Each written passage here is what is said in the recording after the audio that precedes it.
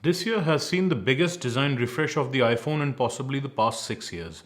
It now harks back to the design of the much beloved iPhone 4 and 5 generations, doing away with the rounded sides that were adopted in 2014 with the iPhone 6, and has pretty much stayed the overall design language for the iPhone up until the iPhone 11 generation. And it certainly looks to have paid off, judging by the queues at the Apple stores and back-ordered listings on the official Apple site. My name is Ashish, and today I aim to answer the question, is the iPhone 12 or the Mini, the Pro or even the Pro Max worth the upgrade if you're coming from an older iPhone or even jumping ship from Android? Well, watch till the end, and hopefully by the end of the video you should have a pretty good understanding of where this year's mainstream iPhone stands with respect to its brethren and also the competition. I've also covered the iPhone 12 and Pro Max in further detail on specific topics such as 4G speeds, battery life and the display, and you will find links to those videos in the description below. Do watch them as well before you make your purchase decision, or if you're interested in any of those specific topics.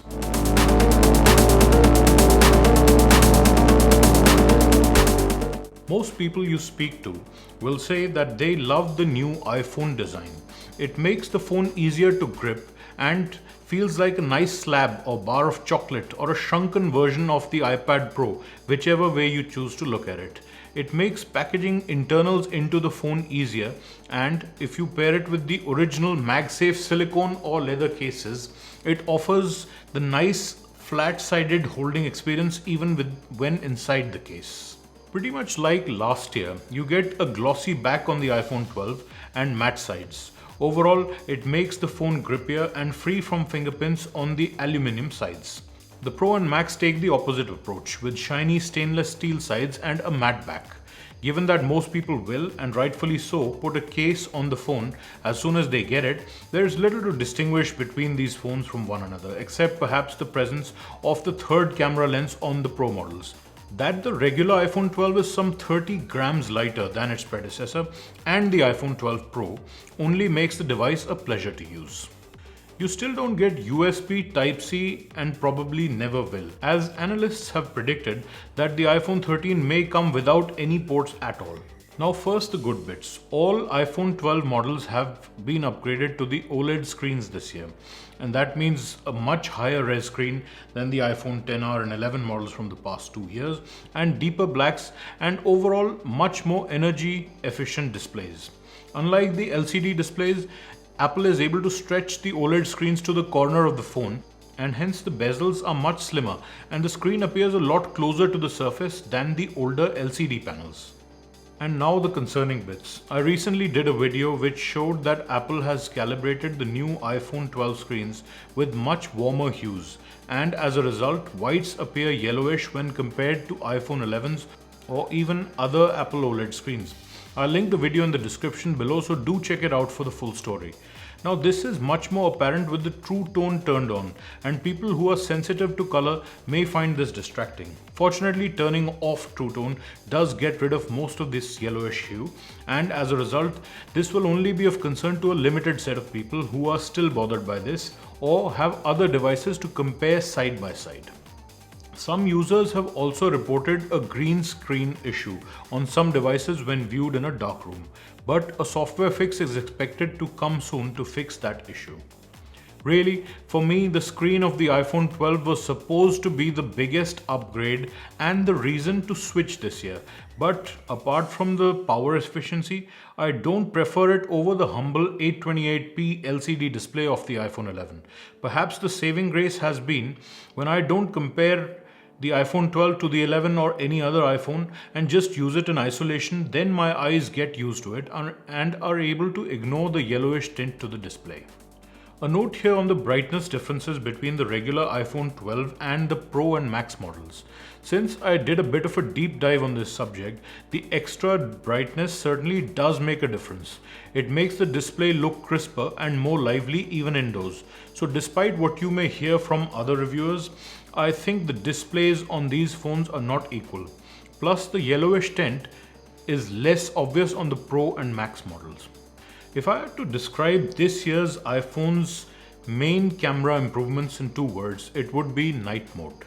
All cameras now get night mode, meaning better wide-angle shots and selfies. You will struggle to see an improvement in good lighting conditions unless you pixel peep. However, computational photography has been taken up a notch, especially in terms of the portrait mode, with the iPhone 12 being able to separate the bokeh from the object in focus a bit better. In the past, I've always felt that Samsung's phones produce more eye-pleasing photos that are ready to share to social media right out of the box. Well, that still holds true, but the iPhone is getting better all around in the cameras department. So the photos are a lot more detailed thanks to computational photography, but they are also a lot more vibrant as well than they have been in the past. In terms of battery life, there is generally good news. The iPhone 11 for me with dual SIMs was a one-day phone, and by the end of the day, the low power mode used to kick in and I used to charge it overnight to 100%. It's slightly better with the iPhone 12. With the power efficient OLED screen and the new A14 Bionic chip helping with this process, I really can't convincingly kill this handset in a day unless I spend unadvisable times on it, and that means the battery is at least 15 to 20% better for me than with the iPhone 11. A big win in my book. I also used the iPhone 12 Pro Max for a bit, and that is easily a 1.5 to 2 day phone in terms of battery life. So in essence, even with reduced battery capacities, the new iPhones more than make up for it with their increased efficiency. You have to mention MagSafe when you talk about the iPhone 12. Unfortunately, the stage is being set for a portless phone somewhere in the future by Apple. I say unfortunate because having no means of physically tethering a phone to a Mac or PC can be an inconvenience. Case in point, this iPhone 11 of mine. For some reason, it has always refused to update over the air, and as a result is still stuck on iOS 14.0. In fact, I was only able to upgrade it to iOS 14 because I tethered it to the Mac. With MagSafe on the iPhone, you get magnets inside the phone itself and any MagSafe cases you purchase, and the MagSafe charger itself, which is a wireless magnetic puck that generally attaches to the back of the iPhone 12 in the correct position. Taking it off the charger is a little less elegant, and you can't just pick up the phone and walk off as you would with a wireless dock. You have to either pry it off or slide it off. Using it with the puck attached is possible but not recommended. This is known to increase exposure to radiation with any phone, and really this should only be used for charging. If this 20-watt charger and the magnetic puck was included inside the box, then this would be a value addition to the phone. But if you're paying 6,400 rupees for it, really it doesn't make a strong case for itself. There's very little reason to buy this over any wireless charger, and in any case you will achieve almost twice as fast charging speeds with wired charging combined with the 20-watt charger. Overall, not recommended unless you want to prepare for future iPhones by having the MagSafe charger in place beforehand. Speakers on the iPhone 11 were a little disappointing, and the 12 is definitely an improvement, and you will not be left wanting in this area. If you want the best speakers on any iPhone, the iPhone 12 Pro Max easily wins this contest, having bigger speakers in a bigger casing. It sounds much fuller and richer than the regular sized iPhone 12 and Pro. I've done a 4G speed test video that I will link in the description below if you wish to see the speeds achieved by the iPhone 12 in real life. In short, it is brilliant, and the new Qualcomm modem, which incidentally happens to be the most expensive part of this iPhone, and it truly does make a difference.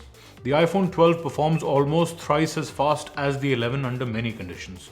Do watch that video for the details. Wi-Fi performance is the same as last year, as both devices support the Wi-Fi 6 standard. Wi-Fi calling is crystal clear, and in general, voice calls are crisp and clear over the phone. No problems to report. There's plenty of changes in iOS 14, and truthfully they're a bit beyond the scope of this video.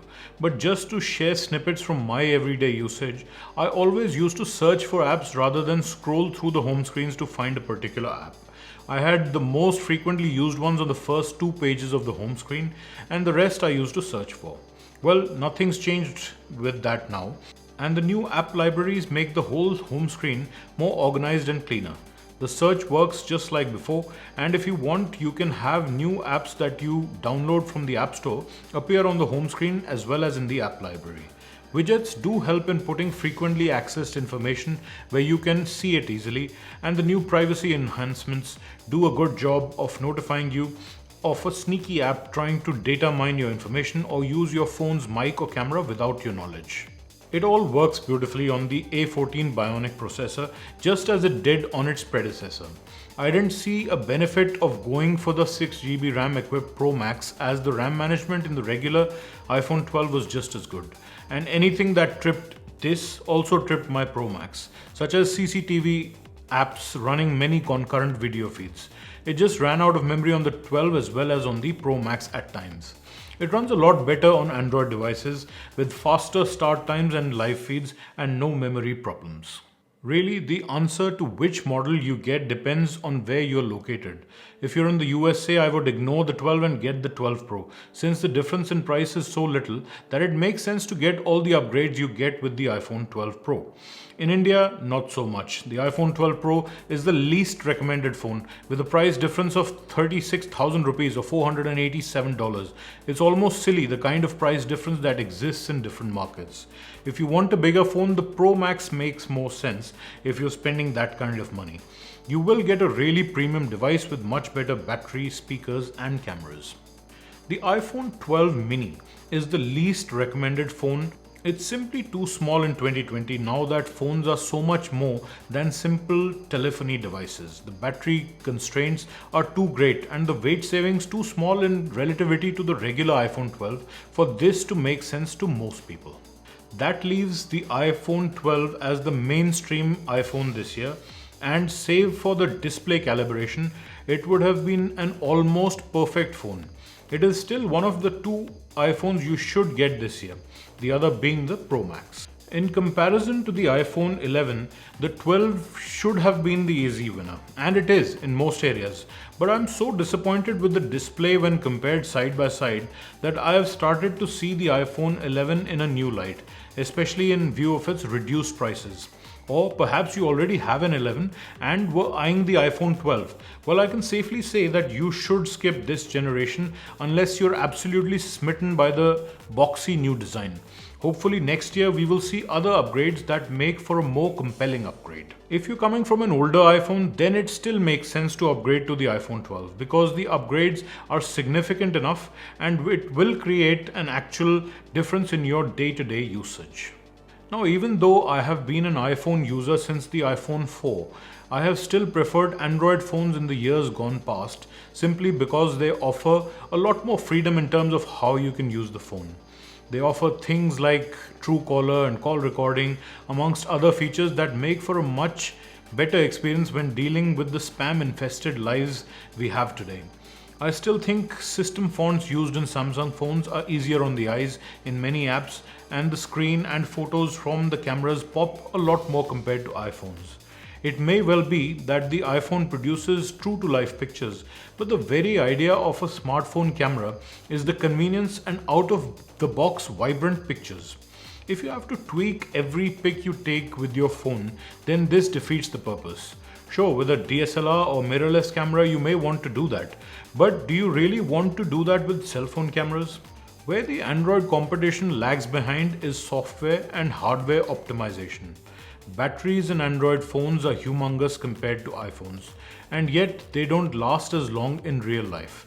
In fact, that was the reason I sold my S10 Plus phone. Resale values are weaker and prices keep fluctuating a lot through the year, making it difficult to judge when is a good time to buy. Software updates and hardware in general also does not hold up for as long as it does on iPhones. These are just random observations, and the iOS versus Android debate is a more complex one that really individual buyers need to decide for themselves. All in all, the iPhone 12 is a great phone. If it had the same display calibration as last year's phones, I would have recommended it over everything else.